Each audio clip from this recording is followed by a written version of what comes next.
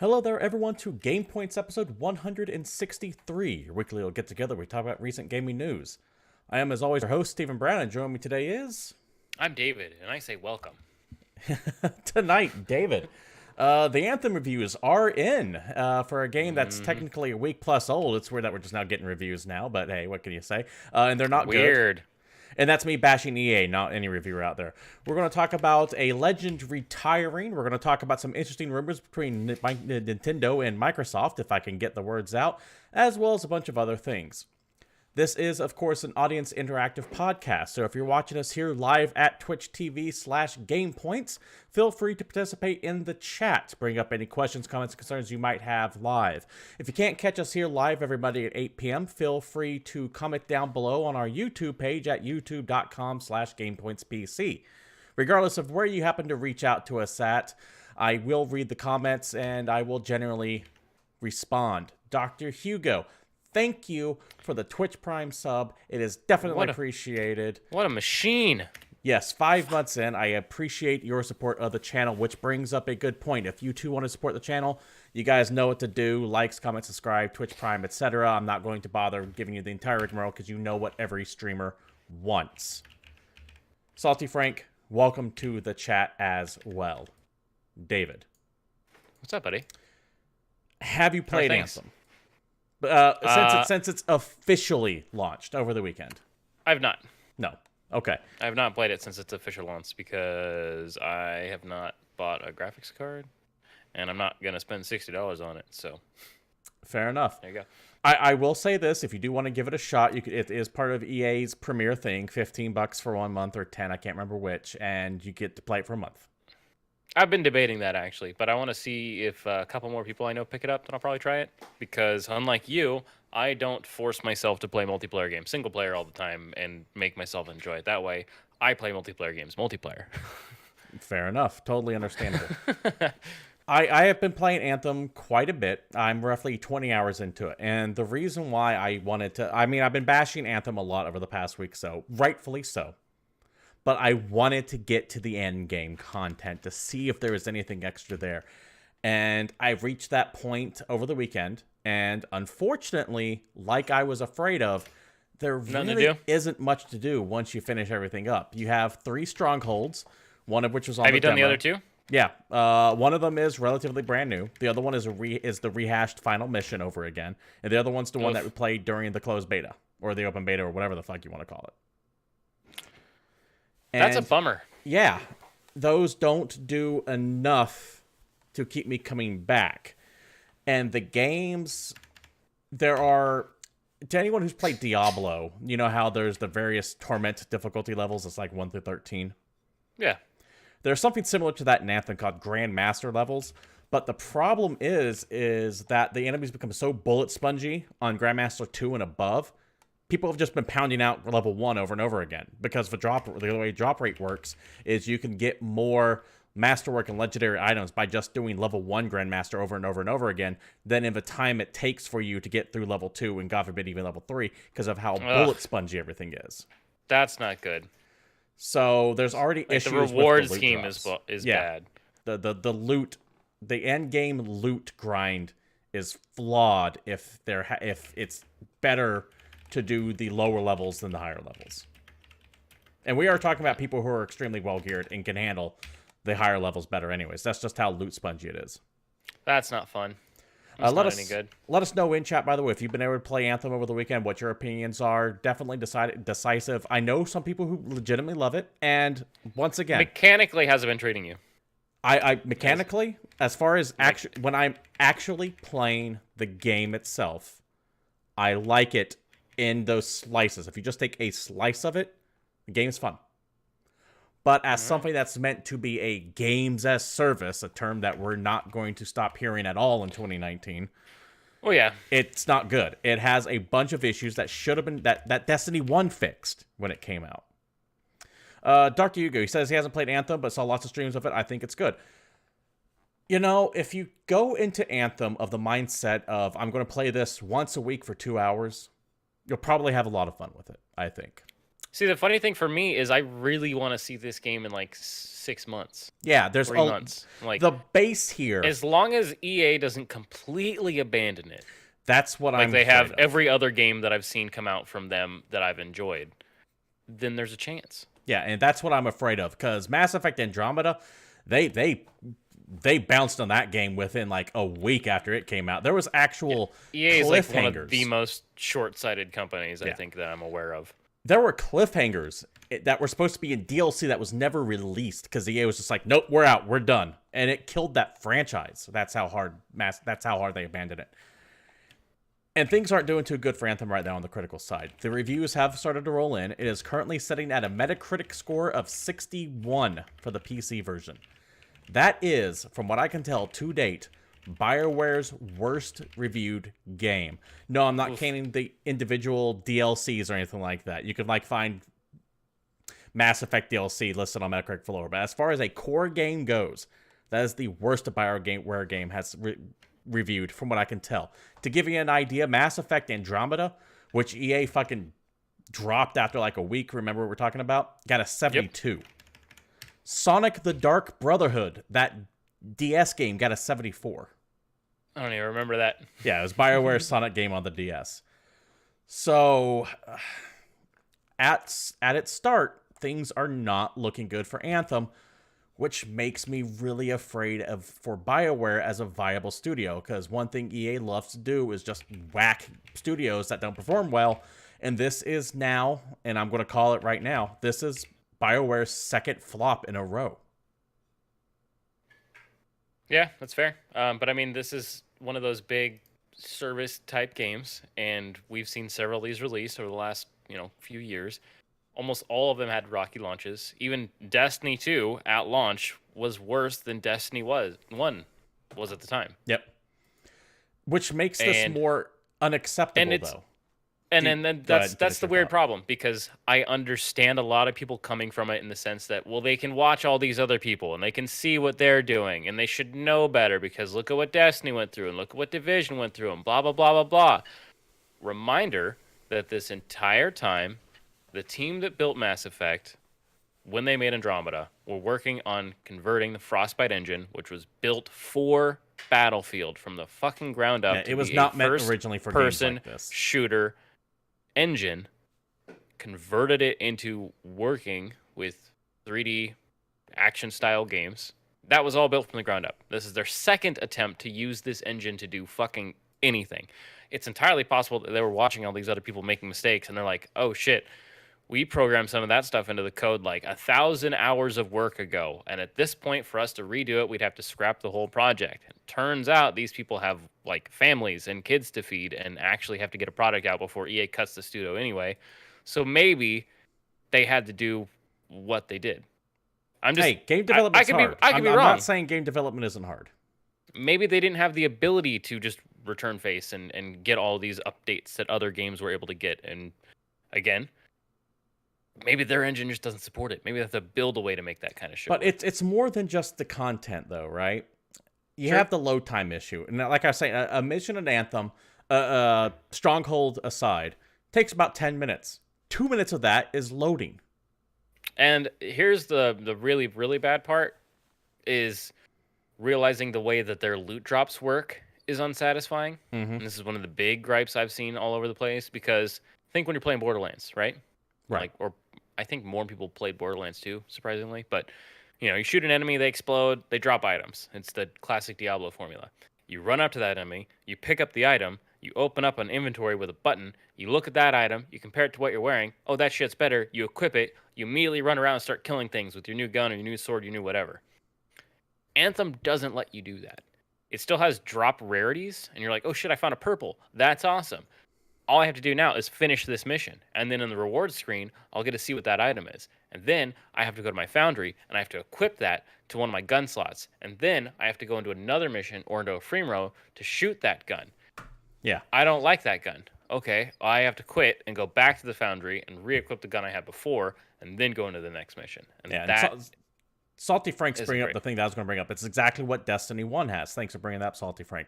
That's exactly the problem Destiny 1 had. It takes you out of the game. Mm-hmm. And with the load time issue being what it is, it takes you out of the game for a very long time before Now, you can see, get if the back into loading things. is quick enough, I Yeah, don't that's think I'd be fine with bothered it. as much. No, not at all. But Like, it if is. me getting back to the hub is 20, 30 seconds, and then me walking up to inventory is I click the button and I'm in my inventory, I don't need a separate load screen for that, I could deal with it. Because I do like the idea of, like, kitting yourself out, because there's other games that I've played like that. I'm not thinking of these immediate satisfaction games, but hey, I played a shit ton of Armored Core back in the day. I know what it's like to go back and like tinker with builds and then have to go through a whole mission and decide that, oh man, I don't like this build and I got to try it again. Right.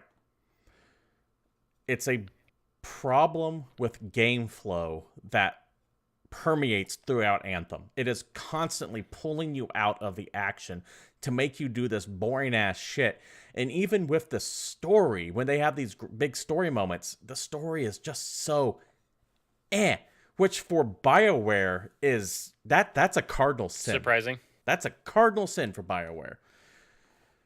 All of that aside, let's take the load times and the grindiness out of the game. Let's take all that aside. While I love the mechanics, the mission structure itself got awful repetitive. It got to the point to where I would start a mission and I would go, is it Uncharted bad? Like, what do you mean? Well, you know that game series called Uncharted that everybody loves? Yes. Yeah, those games suck, like, real bad. And they always have, and I will fight you. Because every single one of those games is go to place, kill all enemies, go to next place. Oh shit, more enemies. It's a conversation for a different time, but I see what you're getting at. I do. But I understand. The big reason why Uncharted works is because interspersed with all that is, is all this amazing story, stuff. Yeah, and a bunch of cool shit that happens and set pieces. Right. Is it the problem of, okay, I go to place, I kill the enemies. Okay, now you have to go to a new place, I kill those enemies. Yeah, with Anthem, it's going to be one of these things. You either go to area and kill everything there. Go to area, stand in circle and kill everything there. Or go to area and play this hot cold game where you have like the little motion tracker and it beeps more when you get closer to something, and then bring back to that. That's the only 3 styles of gameplay in Anthem. Those are the only 3 mission structures in Anthem. Even the strongholds are variations of that. That's not good. Yeah, and it wears out its welcome real fast. But the gameplay itself, not the mission structure, flying around, blasting stuff, that's amazing. The 4 classes, I love playing all 4 classes. Like, legitimately enjoy all 4 classes. And they all play differently enough where I want to play all 4 of them. And that's why I say why Anthem right now sucks. It's not something that you're going to sit down to. It's a game that's built to make you want to play it, but then once you get into it, there's nothing to do. Yeah, exactly. Which is why I want to see where this game is. Barring EA nuking Anthem from orbit, which they may or may not do with what we know about EA. I want to see where this game is 6 months from now. Let's see if they have their version of the Taken King, which is Destiny's expansion that fixed so many problems. If they get it there. But now, how do you feel that the reviews would have held up? Not saying that the reviews aren't completely based on game merit, but how do you feel the reviews would have held up if they had decided to only have one release date and not a paywall date and a scrub date? Nah, that's I don't think the reviews would have changed at all. I think, however, what hurt the reviews some that is completely out of the hands of the game itself is that the BioWare name is attached to it. Because BioWare comes with a certain expected level of storytelling. So a story in a game that might be like a 6 or a 7 game becomes a 5 or a 6 game. Because there is that expectation level of story. I don't think the release date problem had any bearing on the reviews at all. At all. All right. The only reason why I'm wondering is because we got a bunch of reviews from that first week, and apparently that early version was a slightly older build because obviously it didn't have the day 1 patch and blah blah blah. And day 7 patch. Yeah. And so you got reviews of people saying this is bad, this is bad, this is bad. And if you have people looking online and seeing this game that they possibly already pre-ordered and they're about to play and everything's negative, how do you think that affects their open-mindedness than when they go into the game? My stance has as like been, an honest question, do you think that has any bearing at all? Yes, because my stance on this, and I know I'm not alone in this, is I have to review the game that I have been given, not the game as it could be. So if I was reviewing the PC version of it before the Day 7 patch came out, which admittedly fixed some problems with it, but that didn't come out till Wednesday. If my review is done by Monday of that week, then Anthem gets reviewed based on the state it was released at, not the state of what it could be.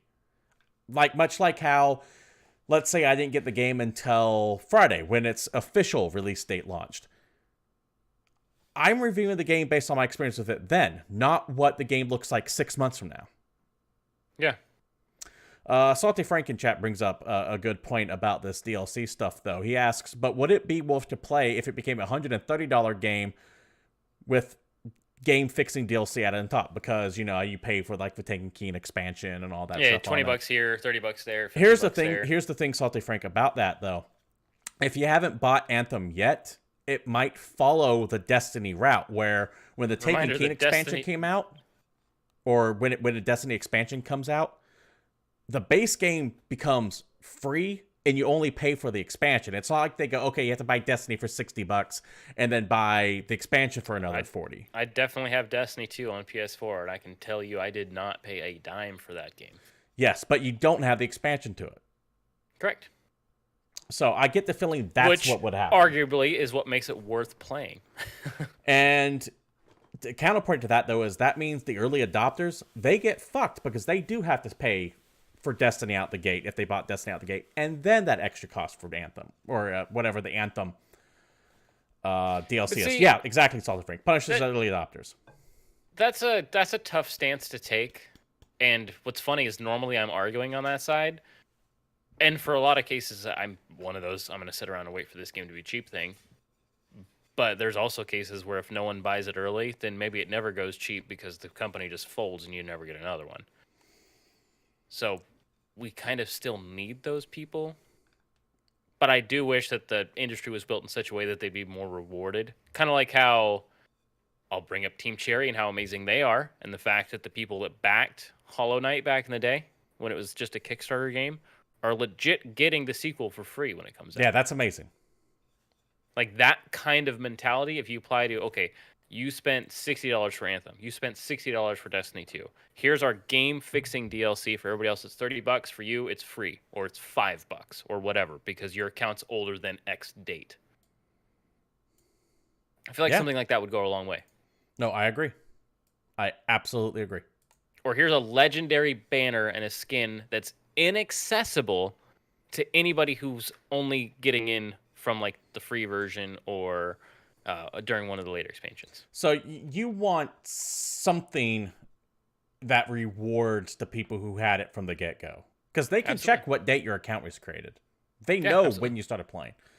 Frank says discounted DLC for early adopters by the base game. Yeah, I agree too. So just something that separate. It doesn't even have to be like a discounted cost, but maybe, hey, here's this expansion. Have, I don't know, 20,000 gold or whatever your fake money is, so you can buy some extra shit with. There's I have a funny example for this that's actually from Warframe, because I play a lot of that damn game.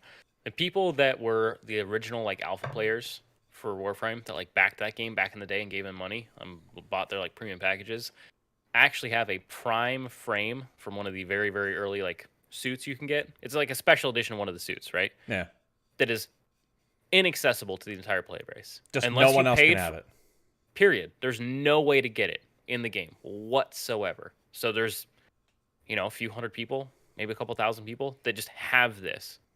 It's not even the best. It's not even the best thing in the world. They just have like a suit and a banner. But what's funny? Oh shit, that's a founder. That's one of the guys. I made my Warframe account back when it was beta and just never played it since then. I might actually have that suit and banner. No, unless you paid them money. Oh, I never paid them money. Never paid them money. Unless you pay them, I think it was $40 or $60 for that package to get Excalibur Prime. And then if you paid, I think like $100 or $150 or something, there's a couple of the base weapons that you can get a Prime version of, and Okay. none of them are great. But I'm totally fine with that. I am bragging totally, rights. absolutely fine with that stuff. Anthem, Just something. Acknowledge it. Anthem has the potential to be amazing. It's there. I can see it. I can sense it. There's something there about the way the combat feels, but it is not there. This game needed another, say, 6 months worth of time, and I think a lot of that stems from the fact that EA and BioWare, I'm not going to let BioWare necessarily off the hook on this. I don't think either of the studio or the publisher realized how fast people consume content now. Because there are people who have literally picked up the game on Friday and now are done with Anthem. Yep, have finished everything except grinding out the Legion of Dawn challenges, which is like do 50 strongholds and 100 missions, but that doesn't really. There's nothing weird. there. That's weird platinum trophy level of like obsession gameplay. Yeah. So unless Anthem starts cranking out the content, they put out their roadmap and they're like, "Hey, next month we're going to have I think next month's the Cataclysm or something like that, and quality of life stuff." But they need an aggressive, and I do mean aggressive, content rollout, or Anthem's fucked, because there is not enough time. Last I checked, it's already $10 off. Time. Yeah, it's already on sale, so there's that too. All that said, none of this is Fallout 76 bad. That's true. Like, Fallout 76 was so bad, I think that's actually going to affect other games that Bethesda does from here on out. Yeah, I think that eliminated a very large portion of the what seemed to be unlimited Bethesda love. Yeah. I think that anything they do is fine. There used to be the whole... modders will fix it or something else, because they would just release buggy, broken messes, and eventually the game would be good because of the efforts of the community. And this is a game that they don't let the community touch, and have actually started banning players for just playing it. Yeah. Hear about the guy that has like 700 hours or some shit? Yeah, and they banned him for having too much ammo. Yeah. So I don't think that Anthem causes any ill will toward BioWare that didn't already exist. I think that Mass Effect Andromeda was a bigger PR credibility hit than Anthem was. I just don't think Anthem is a very good game right now. But it has the potential to be a lot better. I really, really want to play this game 6 months from now. And we'll see how it shakes out. Anyways, let us know what you guys think down about Anthem, either in chat here at twitch.tv/GamePoints or in the comments below on our YouTube page. Let us know what your experience has been. For most people, it has only been out for 2 or 3 days at this point. Let us know your story. Let us know if you finished it. Let us know if you have a good time with it or a bad time. Just keep it civil as we move on to this next topic, which is, I mean, it's good, but it's also bad. David, why don't you lead us off on this? It's the saddest thing. It's bittersweet. I got to talk about this, and I know that your article comes from a Twitter account directly from the source, but I saw this in a far better article titled "Game Industry Veteran Shocked as Top Employee Leaves Company Voluntarily." Yes, the Hard Times, I believe, is what that headline is. If you haven't seen it, the Hard Times is a onion for video game news for the most part. Reggie Fils-Aime, the president of Nintendo of America, is stepping down. It is, and he has been the face of Nintendo for so long, or at least one of the faces of Nintendo for so long. 15 years for Nintendo of America. Yes, a very memeable man. The dude is a giant. He just towers over everyone. From the press release, he's also great. Yeah, he's got a great speaking voice. He's got a great pace. Good sense of humor. He gets excited about things. Wears Yeah. sharp suits. Doesn't like ties. From the press release itself. After more than 15 memorable years at Nintendo of America and nearly 13 as its president and COO, Reggie Fils-Aime will retire. His last day with Nintendo will be April 15th. A couple quotes here from people who are head-ups and execs at Nintendo. By the way, he is being replaced by a man named Get to it. We'll get to it. Okay. Okay, fair enough. So first off, President of Nintendo Shuntaro Furukawa says the following, quote, "I really appreciate everything Reggie has done for Nintendo, inside and outside our company. Reggie is known as an exceptional leader. We are grateful that he is leaving the business in good shape with strong momentum. While we will miss him and we wish him the very best in his retirement, we are also pleased to have an able successor ready to step into that role. Doug Bowser and the rest of the team will ensure a seamless transition and continued momentum for Nintendo. End quote. That's right. Doug Bowser, a man with the last name of Bowser, is taking over Nintendo of America. This can't be more perfect. What's even more perfect is that this man is already proving himself to be a delight. He's leaning into the Bowser memes hard. He is pretty great. I don't know if you saw one of his early posts where he is excited to be taking over this position. He's going to do his best for Nintendo and blah, blah, blah. And if you look in the background over his shoulder, you'll see a stuffed Mario and a stuffed Luigi tied together on a bookshelf. Yes. It is. It is so good. Fils-Aime himself says the following. Nintendo owns a part of my heart forever. It's a part that is filled with gratitude for the incredibly talented people I've worked with, for the opportunity to represent such a beautiful brand. And most of all, to feel like a member of the world's most positive, enduring gamer community.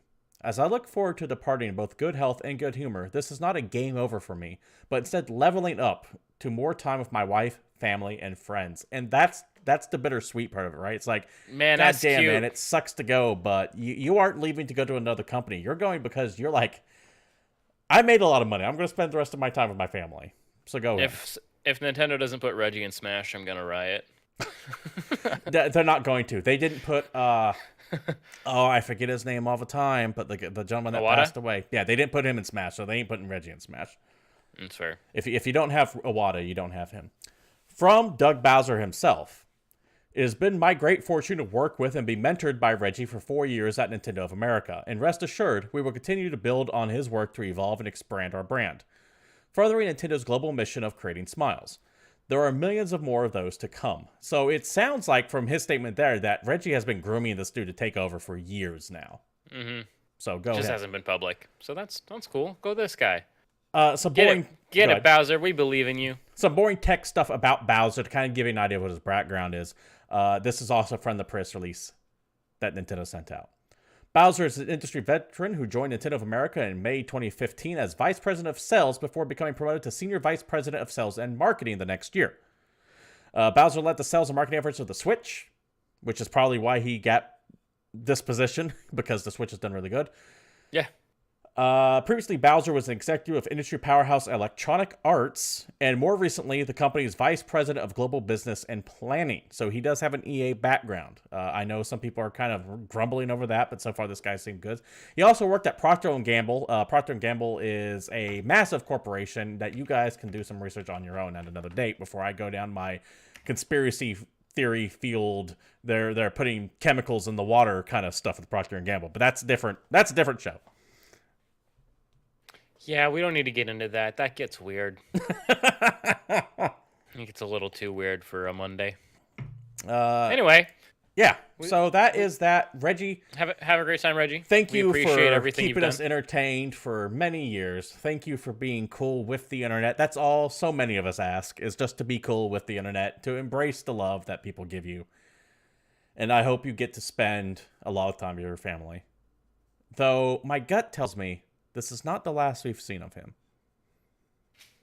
Probably not. I wouldn't be surprised if he goes away for a year and then comes back and it's like, I'm starting my own company.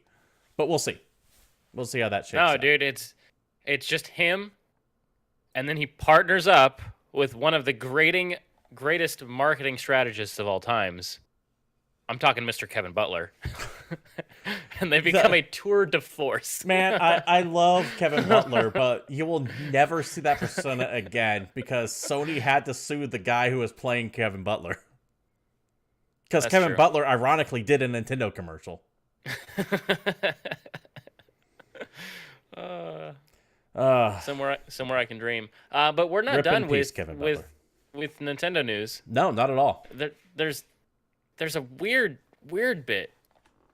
There's a rumor from Nintendo Wire, which this is a rumor. This comes with heavy speculation. This is most likely fake. We are not endorsing we're not endorsing this. We're not telling you that this is a true fact. Do not come back at us in 6 months when this is fake and say you said, because we didn't. We just read some shit from another place, which is what we always do. If they get it wrong, it's on us. No, it's not on us. It's on them. Anyway, there's a rumor that there might be Microsoft games on the Switch, and that's pretty fucking ridiculous. Yeah, this is via in a Nintendo quote, Wire. rumors suggest Microsoft could be bringing an Xbox app, Game Pass, Ori and the Blind Forest, and more to the Nintendo Switch. So there's this kind of speculation out there that they're working on a Game Pass for the Switch that'll include not just independent titles and the ability to unlock some other Xbox stuff, but proprietary, like first-party, locked-behind Xbox brand titles to the Switch. This rumor seems to suggest that you'll be playing Halo on the Switch, and I'll address the validity of that when we get to the end of all this. Yep. So the rumor started with a talk that an appearance at GDC next month promises Xbox Live is about to get much bigger, and even gets a first look at the SDK to enable game developers to connect players between iOS, Android, and Switch, in addition to Xbox and any game in the Microsoft Store on Windows PCs. So there's been all this rumor. SDKs are software development kits. Yeah. Just so you know, it's a thing that lets stuff work with each other.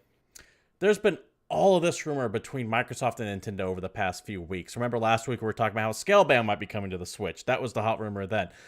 Yep. There is definitely this relationship between Nintendo and Microsoft that is brewing right now. It is you can't deny that something I'm going to call it is going on blossoming. right now. Fair enough. It's beautiful. It is. So I hear rumors like this, and part of me goes, okay, that seems somewhat legit, but we have to dial back the hype on it. Will there be Games Pass on the Switch? I don't think so.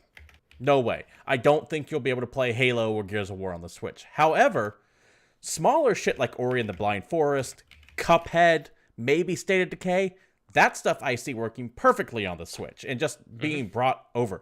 I don't even think Nintendo's Well, keep in mind that internet they're not necessarily saying, well, I know you kind of touched on this, but they're talking about using the streaming service because the Xbox has been working on their stream quite a bit. Yes, that's how they would do it if they had to do it. That's how they would do it because the Switch can't handle the bigger games. Yeah, but like you're saying, I feel like you would have to have it docked. You'd have to have like the Ethernet adapter because running that shit off Wi-Fi on the card that's in the Switch, it's not gonna unless they're crazy optimized. I don't know how well it's gonna look real bad. Right. So there's I think that these rumors, and it's not just a Nintendo Wire that's pushing them. There was a French site called Jeux Video, and I know I'm mispronouncing that, but they're reconfirming that Games Pass on Switch rumors, and they're specifically mentioned Ori and the Blind Forest as previously rumored, and they also throw in the Cuphead and references things like Halo and Forza and Gears of War. I think these rumors have turned from, okay, this is something that could happen, into more of a wish list that fans would like to see. So my gut tells me Cuphead on Switch, yes. Ori on Switch, yes. Games Pass on Switch, I maybe with a big no on top. Maybe that leans toward no, I should say. But we'll see. If all this is rumored to be coming out at Game Developers Conference, which is in March. It should be around the corner here. And there is too much scuttlebutt going on right now for this not to be something. Yeah, there's some kind of nonsense for sure. There is something here. What it's going to be, I don't know. And maybe it's just something as simple as, hey, guess what? The Xbox app is coming to the Switch so that you can chat with your Xbox friends. And since you can do that, you can coordinate parties in Fortnite. It could be as simple as that. I just don't know. Let's see. Salty Frank says the Game Pass might be if the games that were already on both systems, like how Game Pass works with some PC releases on Xbox One games. So I think what he's saying there, David, is the Games Pass, it could be... It's the buy it on Xbox, can play it literally anywhere. Yeah, that could be what part of that deal is. So, I don't know. We'll definitely see. Once again, to reiterate, this is all just rumor. This is all just speculation. And I have the strong feeling that these rumors have grown out of control into what people want to happen as opposed to what is realistically going to happen. Okay, you want to know what I want? What is that? Let's talk about the fact that Nintendo has a shit online service, and Yes. Microsoft is really, really fucking good at it. So you just throw Xbox Game Pass on there, and then you use that as an app on the Switch that enables voice chat in every single Nintendo game, and you don't need to have an app on your phone. That would be nice. I would also love Nintendo just to go, you know what? We suck at doing online. Xbox Gold comes with Switch. Boom. That would be amazing. And then they That's just pure hand off, speculation at that point. But what if Nintendo like just leases the Just hands Xbox it off. Gold, or Yeah. or Microsoft I mean- might fucking pay them? I don't know. I don't know. I still think it's hilarious that Epic has voice chat in Fortnite on the Switch with no outside app, with no, the system can't handle it, and legit have licensed their tech out, or I think they were giving it out to other companies so they can also have voice chat. Let's go down this path real quick, because Nintendo has been always been notoriously bad with Also, their chat, online shit, I'm on Team Nintensoft, just so you guys know. as opposed to Microtendo. Yeah. I like the flow. Now it's nice. So Nintendo has always been notoriously bad with their online shit. Just always. Yes, 100%. I could see a realm of possibility of Nintendo going, you know what? We're just going to let Microsoft handle our shit, and it could be like an add-on to Game Pass or something like that. It won't be the games to Game Pass, but it's just Microsoft handling their online stuff. Going, here, take it. Deal with it. I'm not saying that is going to happen. I don't even think it's likely to happen, but it is within the realm of believability for me. I like the realm of believability more than the realm of probability, because it implies that the internet might buy this, not this might happen. Yeah, exactly. That's good. I'm Realm pretty of sure you believability. can officially apply that to this entire podcast. We are in the realm of believability.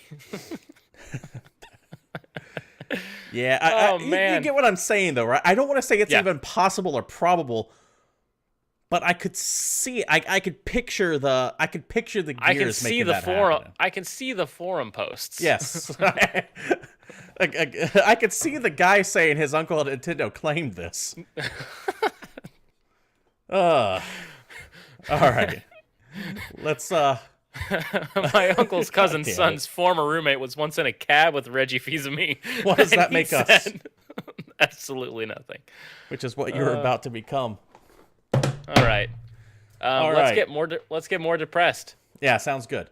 Leave this one off there, buddy. I want to point out that all of these links that we're going to be addressing come from various Kotaku sites across the globe. They will, of course, with every link in the show, be posted in the description down below if you're watching this on YouTube. But as usual, I'm going to give most of the credit to Jason Schreier, who works at Kotaku and does a lot of actual journalism nonsense, and he's pretty damn good at it. And this is a bummer. There are even more layoffs coming in the game pipeline, as far as they can tell, we can tell.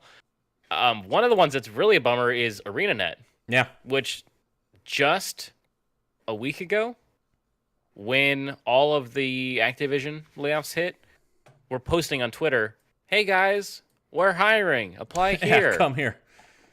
Because whatever poor social media manager runs their Twitter account obviously had no idea that this is going out. But ArenaNet, the studio behind the popular online games Guild Wars and Guild Wars 2, informed employees on Thursday that it is planning big layoffs, according to a person who was there. So again, unnamed source, but he's been right before. We'll see. Although ArenaNet did not give out exact numbers, and they may not yet be finalized, rumors floating around the studio signal that a significant number of people will be let go. Sung-gi Yoon, the CEO of Korean publisher NC Soft West, which owns ArenaNet, our live game business revenue is declining as our franchises age. Delays in development on PC and mobile have created further drains against our revenue projects, while our operating costs in the West have increased. Where we are is not sustainable, and it is not going to set us up for future success. So, a couple things I want to bring up with this. One, this isn't like the Activision Bobby Kotick thing where he's like, we had a record year, have some layoffs. This is them going, this shit's unsustainable. We don't have the money to keep the lights on. So I'm a little bit more sympathetic to the ArenaNet situation because they're straight up saying, shit's bad, we need to cut. One thing I want to point out, though, our live game business revenue. This ties back to what I've been saying. Back when things were just nickel and diamonds with DLC, it sucked, but money is, I hate saying the term money is infinite because it's not. People have a limit on their checks. But it is a more easily gained resource than time. And that's what's killing all these. People aren't playing enough Arena Night games, so they're not constantly spending money. From a They're business, spending some money, but not enough. From a cynical asshole perspective, there is always more money. You could always cut back on one thing to afford something. But you can't do that with time. You are capped at 24 hours a day with time. Flat out. You can't generate more time. You could generate more revenue by working harder or getting a second job, selling shit, but you can't generate more time. So as more and more of these games go, games as a service, live game service, like what Sun Yi Jung is saying here, that shit is going to start eating to each other hard. There's only so much of the pie to go around on that one. You can't just magically make more pie appear. You can't make more time just appear. And that's starting to catch up with all of these companies. Hey, I'm Likely Insane. How you doing? You know what? They're Likely Insane. I used to read the things like that in chat, and I just keep like butchering them, or I say the most vile stuff. But thank you for suggesting that. So Arena has layoffs coming, but at least, like I said, they're coming out and saying, "Hey, shit's fucked up. We need to make cuts," as opposed to Bobby Kotick's bullshit of, "We had record revenue and we're going to lay off all of you people. Get fucked. I'm going to go drive away in my brand new Mercedes." These layoffs have not happened yet, from what I understand, and we don't know total numbers at the moment. So they also have to sit around that sort of Damocles hanging over their heads. And remember the quiet period in U.S. business. I don't know if this applies to NCSoft West because it is a foreign company. But in America, in the U.S. rather, you can't talk about big business changing shit 4 weeks before you announce it because of insider trading laws. So these guys at Arena might have to sit around for 4 weeks before they hear anything. Not a nice thing to have. We'll actually be giving out severance. Yeah, that's true. Bonus time based on time with the company. I'm pretty sure EA I keep wanting to say EA because they're next on the docket. I think Activision might have done that. I'm not positive though. But speaking of EA, while we're here, continuing the story of depressing game news, EA has begun a massive round of layoffs at its development studio in Melbourne, which is in Australia, which is not America. Sorry. Fire Monkeys, which was created in 2012 after EA merged Iron Monkey Studios and Fire Mint, is one of the largest development houses in Australia. They focused exclusively on mobile development. The company is responsible for making Real Racing 3, as well as The Sims Freeplay and Need for Speed No Limits. A handful of games that I have never heard of or played, but I'm sure they're mainly are popular mobile games. They are mobile because they're mobile games, and mobile games tend to make a bunch of money, and so you have companies that put a lot of time and effort in that. But if your game doesn't make it into the top 10, 20 trending lists so that everybody downloads it because everybody just wants to play whatever their friends are playing, chances are it's not going to make any money. And this focus of taking every single franchise that anyone has ever heard of and hoping to catch in on any kind of a nostalgia or love for a franchise and doing that by making it a mobile game and hoping they spend a shit ton of money is fucking stupid and you should be ashamed of yourselves. Right. But go ahead. That is on the people making the decisions. That is not on the people that are actually building these games because these are just regular folks trying to make a living, and this sucks. From the article, again from Kotaku, this is from the Australia site from a guy named Alex Walker. The studio was also developing Real Racing 4, although it's understood that the project was officially canceled earlier this week. Following that decision, execs from EA have flown in from overseas to effect wholesale changes across the studio. Decisions including the cancellation of Real Racing 4 and a reorganization of staff across the titles currently under their management, which includes The Sims Mobile. Reorganization of staff basically means they're firing people. Yeah. You're not needed. Hey, you, guess what? You have 2 jobs now. That's what reorganization means. Yeah. It's not, you're not good at accounting, so we're going to make you a programmer. That shit doesn't happen. If they're reorganizing, people are leaving.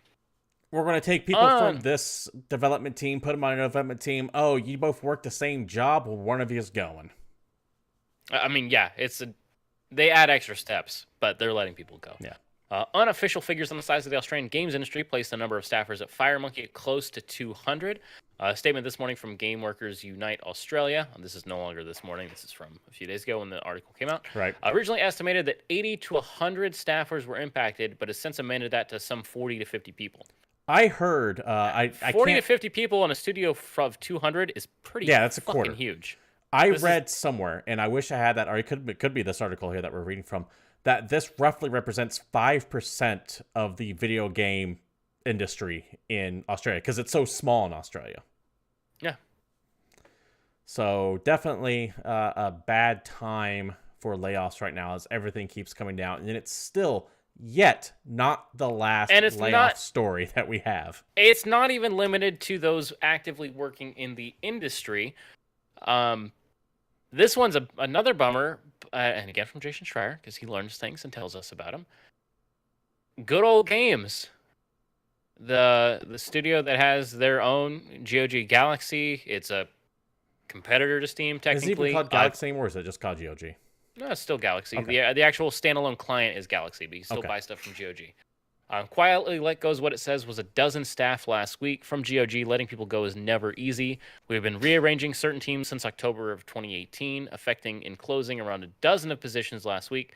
At the same time, since this process started, we have welcomed nearly twice as many new team members and currently hold 20 open positions.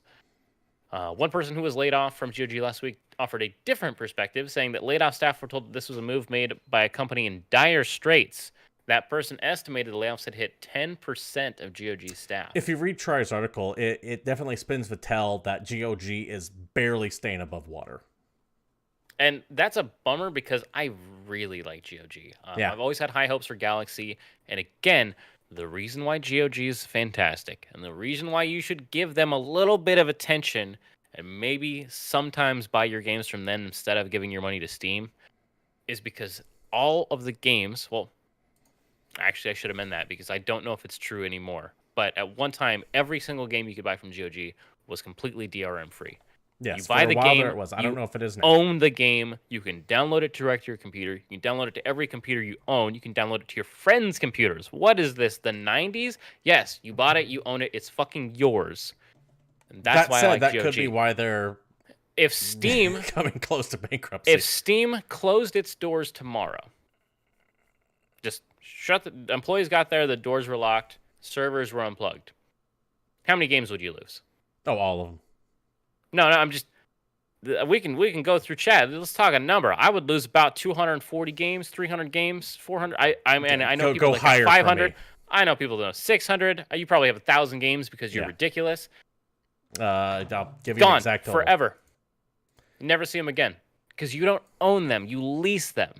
They still own the rights because you have to have a connection to their service to play your games. If you had something from GOG, you can just save the fucking installer to a USB and it's yours forever. Burn it to a CD, install it. It's yours forever. I have just over 1,100. That's ridiculous. Completely ridiculous. You have keep a problem. in mind, I get a lot of shit for free now. You have too much free time. And I've only played like a quarter of it. I get a lot of shit for free. So, but yeah, all that would be gone. Yep. Just. And that's why I try and get stuff from GOG, especially like smaller indie games and stuff. Yeah. No, I absolutely understand. It is definitely a good business practice. Or it might not be a good business practice because that could be why they're in the red. Or close to the red. Yeah.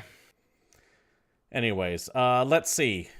Salty Frank says, hypothetically, a man, let's call him Pepper Frank, may have pirated games allegedly, and a lot of them were GOG copies because of that. That he was hypothetically younger and broker. That could be one of the reasons why Good Old Games is having issues, though. It also could be one of the reasons why shit like De Novo exists. Yeah. Far be it from me to say a pirated game is a lost game sold, because I don't necessarily say that. But people who want to make that claim are definitely going to use us as an example of why De Novo should Although be anytime I hear anything about game piracy, I always have to bring up the single greatest game piracy story that I'm aware of. If you will recall, there was a few years ago where there was that rush of all the different simulator games that came out, right? Because you had Euro Truck Simulator and Farming Simulator. But then we got weird. We got into all kinds of crazy Goat shit. Simulator. And we got one. It was a pretty fun little game called... Oh, is this a game dev simulator? Yes, Yeah. Game Development Simulator, where you played as the head of a studio, and you started in your garage, and you had one computer, and you worked to make a game, and you tried to make a profit on it. And they had released a separate version of the game that was leaked to various pirating sites. And of course, once the pirate site had it, they just made 800 million copies of it, and that's the one that went everywhere. Why would you need another copy of it? You have the one. And it turns out that that one had a little extra feature built into it where once you get late in the game and you have a big project and it's doing really well, all of a sudden your sales will start plummeting. And you would get a notice saying, your game is being pirated and you are losing sales. And during the game, there's literally fuck all you can do about it. Yeah. Just nothing. You just lose a bunch of money. And it was only in the pirated version of the game. It was not in the retail release. So then they got a bunch of notices like on their Steam and on their forums and on Twitter saying, hey, I'm getting this thing. What do I do about game piracy? And the responses were, well, you could have not stolen our game. There's a couple stories like that out That's there. amazing. One of the Arkham games, for example, the pirated copy of that got leaked out. You couldn't do a glide jump. And people would go to the forums going, hey, this game's fucking bugged. And the response was, it's not a bug in the game, it's a bug in your moral code.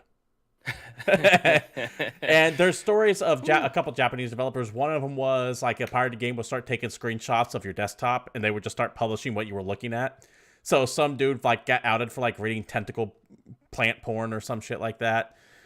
Another one was a Super Nintendo game where I think it was an RPG where you get to the end boss, and as the end boss finally after like 80 hours you get to the end boss fight starts up, and instead of being that fight, it gave like this giant paragraph about like why it's wrong to steal games.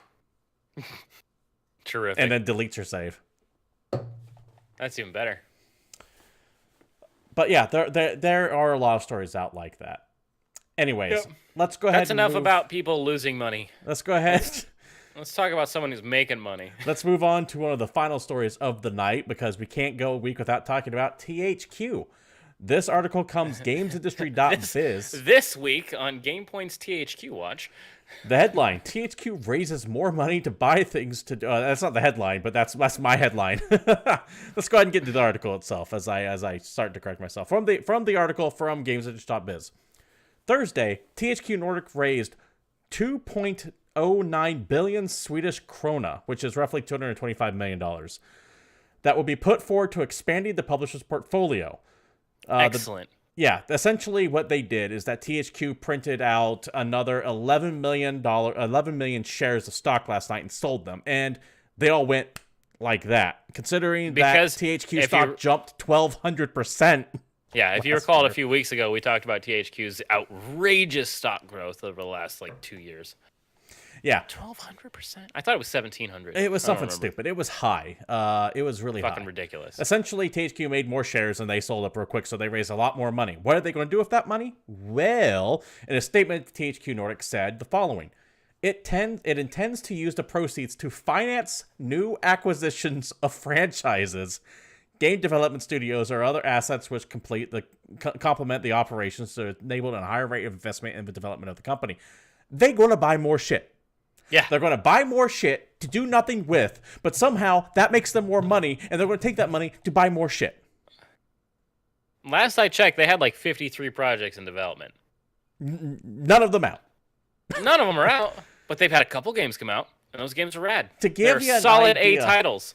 To give you an idea of what THQ owns now, last year alone, I need you to put on your absolute best serious side effect voice and read off the list of IPs or franchises or companies give me a second that THQ has mopped up in the last year. I gotta get monotone and really fast.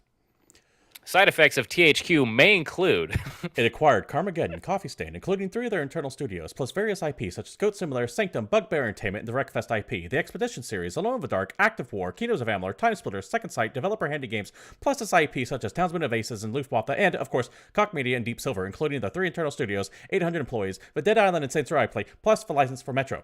Also, in 2019, THQ acquired Appeal Studios Outcast IP, the Australian publishers 18.2, Kingdom Come Deliverance developer Warhorse Studios. Consult a doctor before you use THQ Nordic. Not bad. Not bad. I think you talked so fast that my headphones cut out a little. They own a lot of shit, guys. They absolutely own a lot of shit. And what's funny is if you go back a while, there's a great interview with one of the presidents. I can't remember exactly who was. We'll have to punch it up, or you can find it on one of the old episodes, where they were basically just asking employees of the studio, hey, what game did you always really like? That maybe never got a sequel, or no one loved it enough, or is probably rattling around in some guy's garage and the license is really cheap. Yeah, they essentially did a Survey Monkey for going, what would you like for us to buy? And so they just buy everything. Yeah. And there's a shit ton of things they bought that I'm outrageously excited about. I can't wait to see what they do with it. Hopefully they do. And I know that the world sucks, and it's easy to be pessimistic about things and to be bummed out all the time. But damn it, THQ is the one thing that I refuse to be a sour grape about. I want to believe that all of these franchises will be given new life or a remaster or some way for those fans to play them again. They haven't done anything to upset me. Yeah, and that's the thing, is while they haven't released a shit ton of titles, the things they have had come out have been solid. They made a damn expansion for Titan Quest like 12 years after that game came out. They gave me a 4K remaster of Red Faction Guerrilla, one of the greatest open world games of all time. Darksiders 3 was good. It was budget, but it was good. Again, they are A games, not AAA. No. It's not we have all the money in the world. It's we have just enough money to make this game and then also buy 3 more studios in the world. If they can give me life on game franchises that have been sitting dormant that I've loved for a long time, like Time Splitters, like Active War. I loved Active War. It's a modern day real-time strategy. If they can do something with Dead Island that actually might make that franchise good, opposed to, If they give me a Saints Row 5. Fuck, if they give me a Kingdoms of Amalur 2. Oh my god. These are all franchises that for the most part have been dead or dormant for years. Yeah, they weren't going anywhere. So them buying it is still a net Okay, so either the original IP holders have it and do nothing with it, or they buy it and do nothing with it. No change, right? But it went from a company or person that had 0 chance to a company that has a 2% chance. That's still better. Yeah, it is an improvement. Although I will say I'm super excited to see Warhorse get bought up by them because Kingdom Come Deliverance is amazing.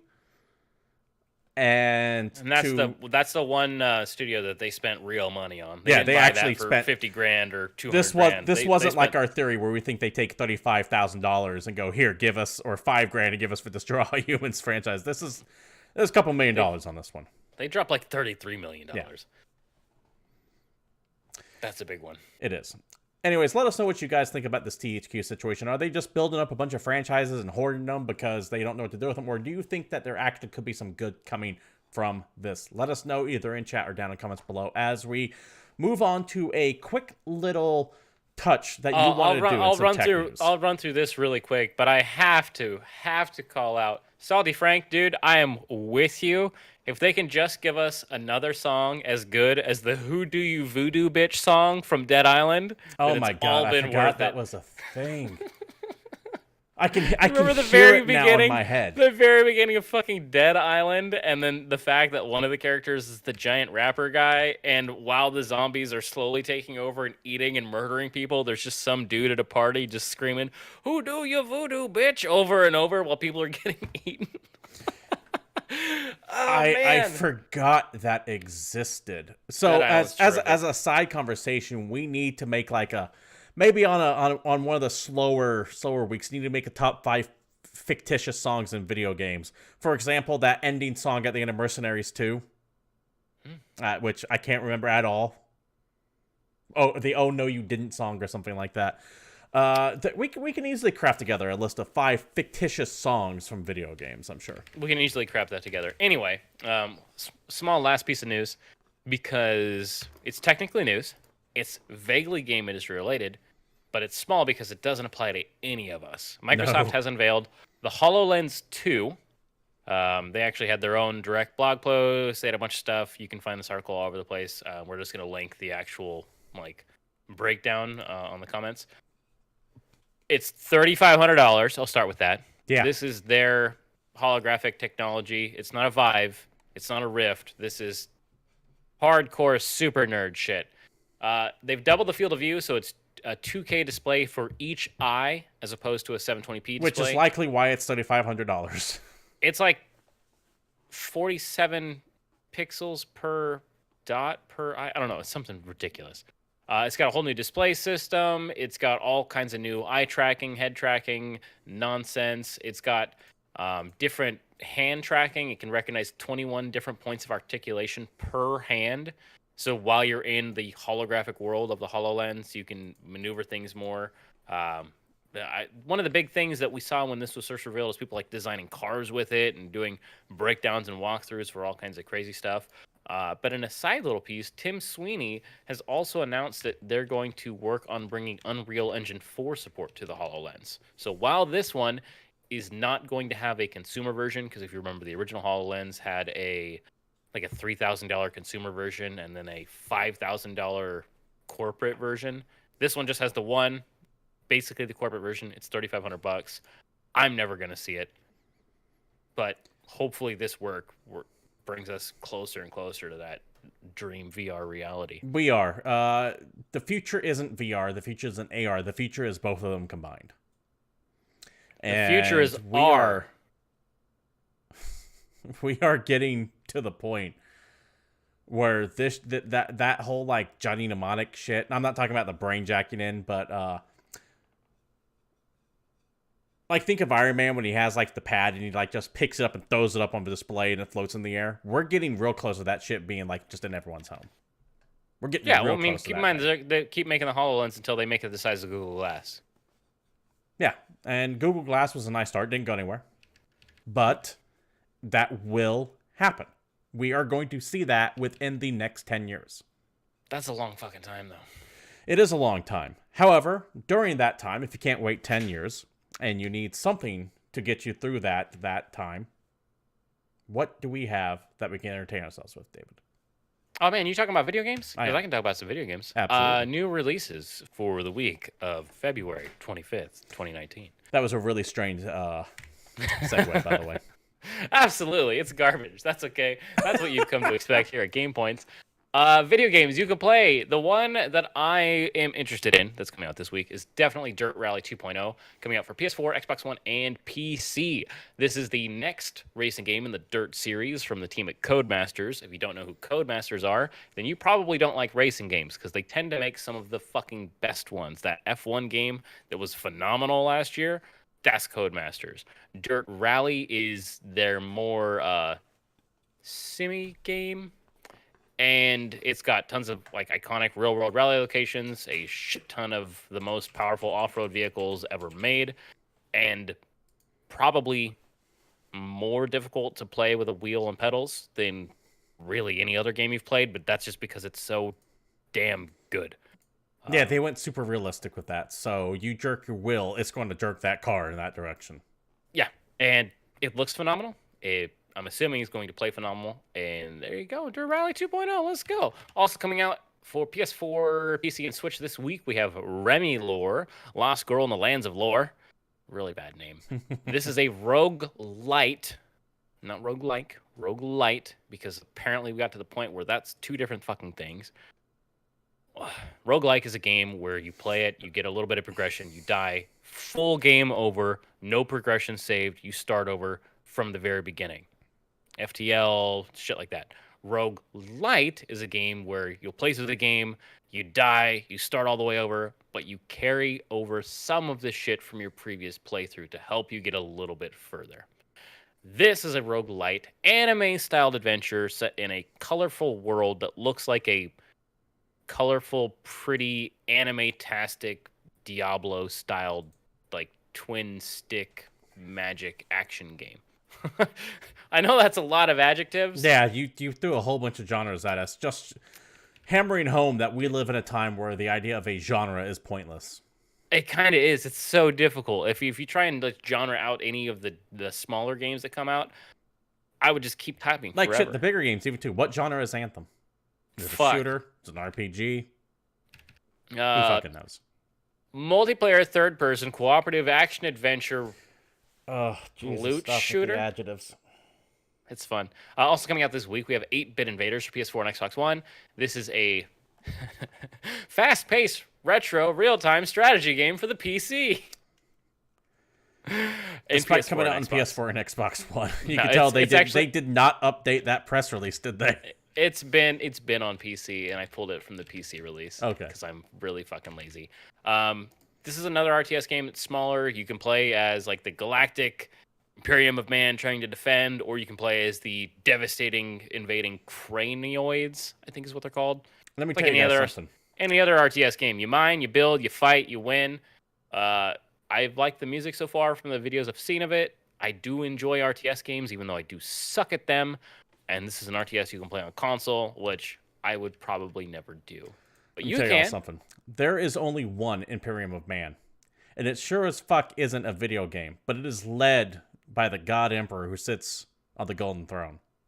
And I take umbrage with any little video game that thinks that they can co-opt that term. For the record, the term that they use in this game is the Galactic Marine Corps. I replaced it. I'm sorry, wait, stop. Say that again? The Galactic Marine Corps, bro. One more time. You want me to say core, and I don't give a shit. See, here's the thing. I had to pause you, because while I had a feeling you were just deliberately being a troll, there are a bunch, way more than I'm reasonably comfortable with, of people who actually pronounce it corpse. Who just sincerely say corpse. Dude, yes. It's way funnier to say corpse, though, because it implies that your fancy military unit is actually just a fancy dead person. Go on.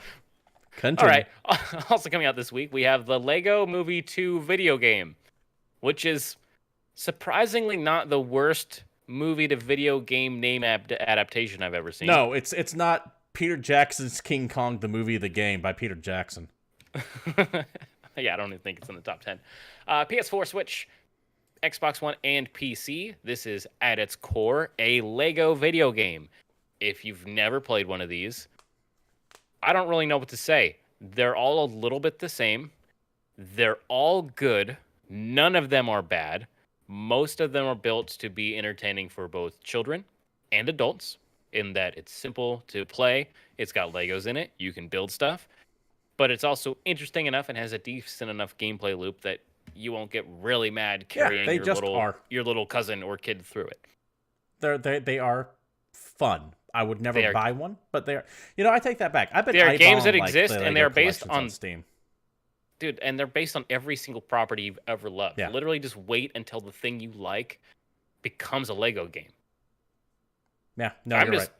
I'm just waiting for Lego BattleTech, and I'll play the shit out of that game. I was about to say Lego BattleTech. Lego Babylon 5. Give it to me. Trials Rising hits this week for PS4, Xbox One, PC, and Switch. If you recall, about a week ago or 2 weeks ago, we got one of the Trials games that launched on Switch. That was the older one. This is the newer one. That was a holdover. You've been duped. You can buy this one, I'm pretty sure, for the same price you bought that one. I've played it. Look at that. So good. Two Trials games on your Switch. If you like Trials, it's so good. Yeah, Trials, if you have no idea what it is a physics-based side-scrolling motorcycle game where you basically do acrobatic trips, and most of the time you just land on your head. It's great for streaming and also making fun of your friends if you're hot seating it. Here's a big one that you're not going to talk, or you're not going to play at all. No. Stellaris Console Edition for PS4 and Xbox One. So Stellaris is a fantastic Stellaris game. from a company that's really good at making fantastic games that have way too much DLC, and it gets really expensive to buy all their shit.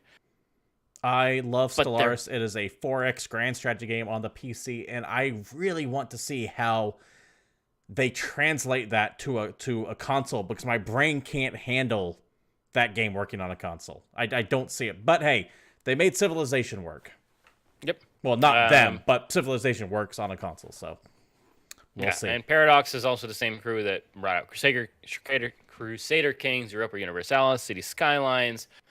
They released that BattleTech game that's fucking amazing. Hearts of Iron 4, which, by the way, reminds me, while we're talking about new releases, Hearts of Iron 4's expansion, Man the Guns, I believe comes out this week as well.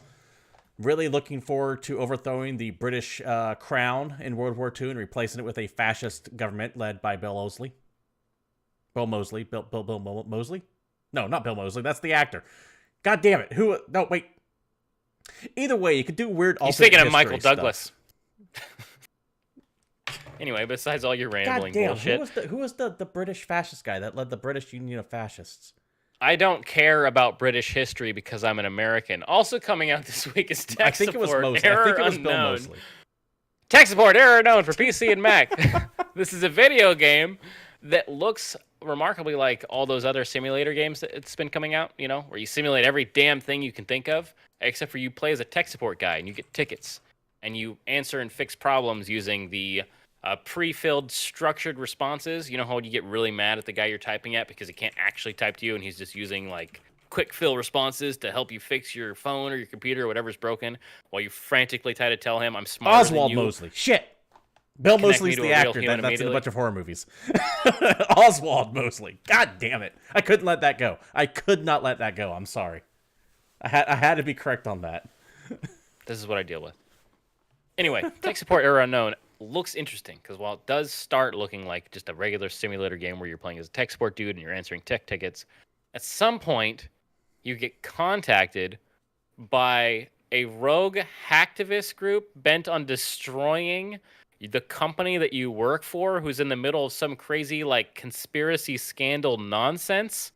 So you can like stay on your employer's side and fight off the hackers. You can join the hackers, or you can help out the police who are investigating, or you can stand alone. This game looks like a video game version of Mr. Robot. Yeah, I was about to say, it sounds ridiculously like Mr. absurd, a mix between a sim game where you play as a tech support guy and a weird The Movie Hackers fantasy power play, and I fucking want it. It looks terrific.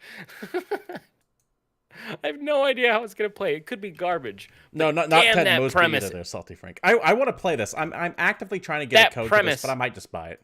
That premise is super solid. Also coming out this week, Deponia Tuesday hits PS4. This game came out a little bit ago on PC. Deponia is a game series that's been on a while. This is an adventure game, and you're working on saving the planet as this dude named Rufus. I think you've played Deponia, or you know more about it. No, but here's the big thing: the guy from the it. intro in this trailer, I'm pretty fucking sure is David Hayter, and that's made me more interested in this game than any of the other shit that we've read about it. So, Deponia Doomsday. Fimble for PS4, Xbox One, PC, and Switch.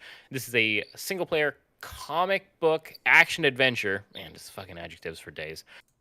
Set in the final winter before Ragnarok. So you play as like an old berserker, like what the hell do you Viking guy, Norse guy? I'm not sure. Berserker? Is that the word you're trying to think of? Yeah, you play as an old berserker guy. That's what I said. You're traveling to Jotunheim. You're fighting trolls and Jotuns, which are a thing, and you're trying to save Midgard. It's a game where you play as Thor, but not actually Thor because you're based more on regular mythology and not Marvel mythology. So it's not like Chris Hemsworth Thor. It's like God of War Thor. Yeah, like you're trying to save Midgard from Ragnarok, but it's not a big dude with a flaming sword. It's Ice Apocalypse, I believe. Okay. Similar, but different. Also coming out this week, Ape Out for PC and Switch. This looks amazing. This is a colorful, stylized smash 'em up. This game is published by Devolver Digital, and I think that's really enough. Yeah. Devolver Digital doesn't release games that suck, so just Google Ape Out and look at it, and if you like it at all, just visually, you're probably going to like the game. Toe Jam and Earl Back in the Groove comes out for PS4, Xbox One, PC, and Switch. This is a mashup game of like all the classic Toe Jam and Earl nonsense, which for your younger folks who have no idea what the fuck that is a game from back in the Sega days. Yeah, it was on Sega Genesis. And I think they've been working on another one, or they just had one come out fairly recently. No. Wasn't there a Kickstarted one? I'm trying to think. Yeah, this is the Kickstarted. I believe this is the Kickstarted one. Okay. Oh, is this actually the Kickstarted I believe one? so. Okay, I'm going to level with you here, David. I'm going to level with you. You're not a big Toe Jam and Earl guy? The third one was on Xbox. I don't Xbox. care enough about Toe Jam and Earl to really have done any of my research on this one. I just know it's coming. Toe Jam and Earl's got a sweet, funky soundtrack. It's got an overworld. You play as these two weird guys going on adventures, solving mysteries, fighting monsters, going up elevators, living the dream, all the funky, sweet tunes. Toe Jam and Earl, Back in the Groove, coming this week. That's enough. All right. For you? We also have Awesome P for PS4, PS Vita. What? Xbox One and Switch. The world's gone mad. Oh, I'm sorry. Reading the wrong text. You have to help a greedy P make his way through a string of levels filled with deadly traps and cute but dangerous enemies. Okay, enough of that. This looks like an old school Game Boy game. Side-scrolling adventure Game Boy game. It's all like monochrome green, very simple looking. The gameplay itself looks retro, and it could be rad. It's also on Vita, so I had to talk about it. We have Creepy Road coming out for PS4, Xbox One, and Switch. This game's been on Steam for a while. I'm pretty sure it's got a very positive review as of this podcast recording. The World's Gone Mad and Flint Trucker. That's a good name. Must go down a long, creepy road. They said the name of the thing. To get back home and save his beloved Angelina. This looks like a redneck metal slug. All right. I got from that description. I'll have to take a look at the trailer. It's a side-scrolling indie action comedy where you play as a fucking trucker with like the inflatable vest shirt like Marty McFly would wear and a trucker hat, and you get guns and you're going down a creepy road to save your lady. All right, I'm gonna YouTube this real quick and see. Come back to me when I polish these off. Yeah. We also have Dead or Alive 6 for PS4, Xbox One, and PC. This is the Koei Tecmo fighting game that's put out by Team Ninja? Yes. I was going to say Ninja Theory, and my brain stopped me, so thank you. Dead or Alive 6 is the titillating fighting game. I actually like Dead or Alive 6. I don't do many fighting games, but I legitimately enjoy Dead or Alive. I was always like a Christie guy, and I just liked how it felt. Dead or Alive is a cool fighting game franchise in that it doesn't feel like all the other ones. It had a cool like 3D style gameplay.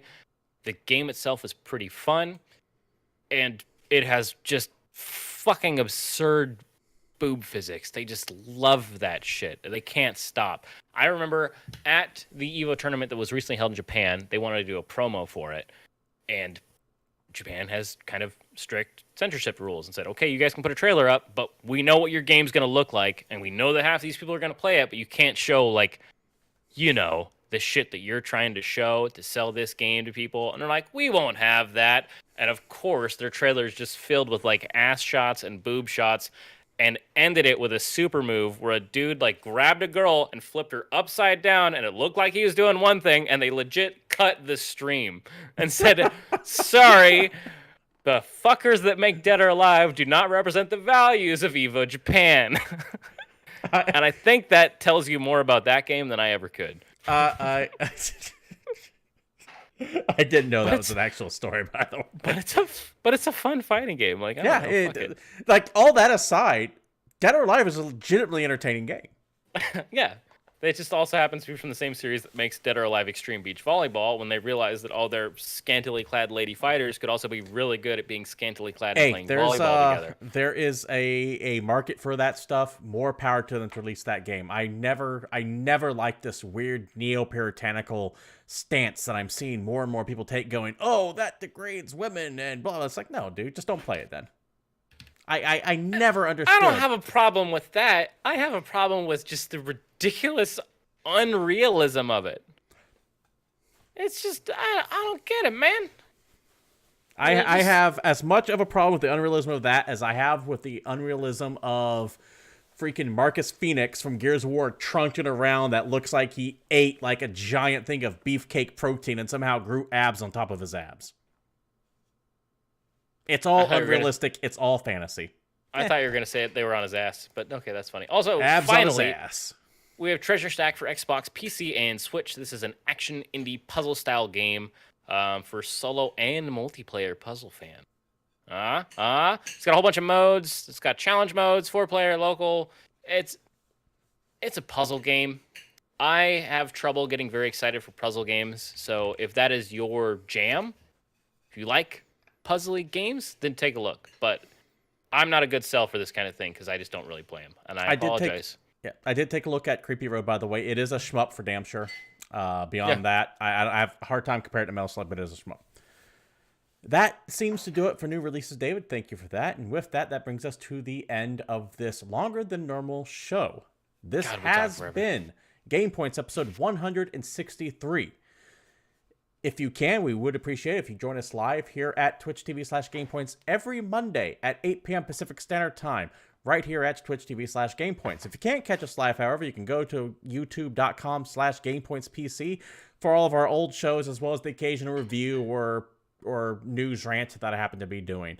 Regardless of where you're watching us at, feel free to like, follow, subscribe, throw bits at. If you're sitting on an Amazon Prime or Twitch Prime sub account, I'd appreciate it here, but if you don't use it here, use it somewhere. It does go to waste if you don't give it to a streamer, so please do so. Either way, though, I'm just jazzed to have you here. If you want to be a bigger part of the community, feel free to join our Discord. Links will be provided down below. That will also have times when I'm going live for the show, as well as just normal streaming, which I do throughout the week. You can follow the show on Twitter at GamePoints PC. You can follow myself, Stephen Brown, at CapitalistPick21, and you can follow David Smith there at _Satori. Thank you all for showing up. Until next time, this has been GamePoints, and we're out of here.